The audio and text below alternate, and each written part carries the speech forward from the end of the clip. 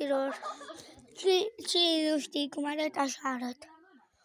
La la!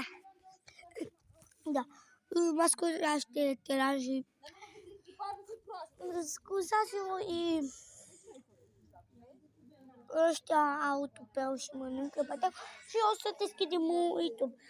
Da, nu știu, așa a rămas.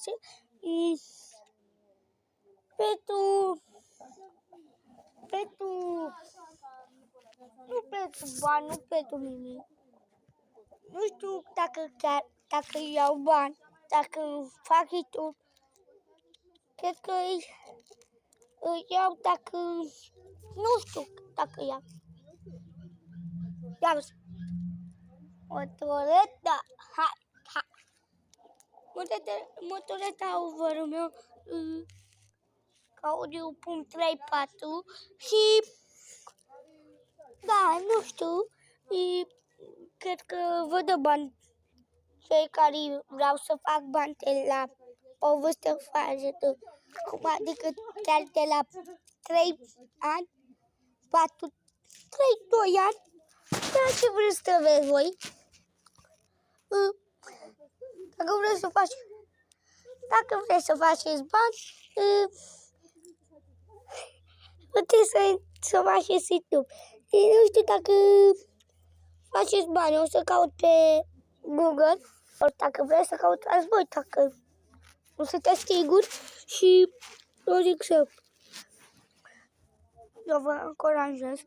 Dacă o să faceți un cont de YouTube, o să scrieți în comentarii cum vă cheamă pe contul de YouTube și o să vă dau și eu așa e.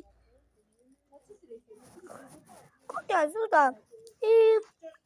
Poate abonă că te vede oamenii. Mulți oameni trimit comentarii foarte frumoase. Nu ca astea care te înjur în comentarii și hacker de astea. O să fac YouTube-uri, challenge-uri, gaming. O să fac gaming, o să fac muzică. Deja am o piesă care nu știu dacă vă place, dacă da, scrieți în comentarii. Manu Ciobanu, care dă bine cu banul, suge bine banul și mănâncă ca siganul. Manu Ciobanu, mănâncă ca puschetarul, bă! Manu cu cozarul, dă bine cu zarul și câștigă căranul. Câștigă căstarul și mănâncă cătarul și cu căcar. Cătarul, Manu mănâncă șobonarul. Manu pușcătarul, Manu căzarul, Manu Oscarul.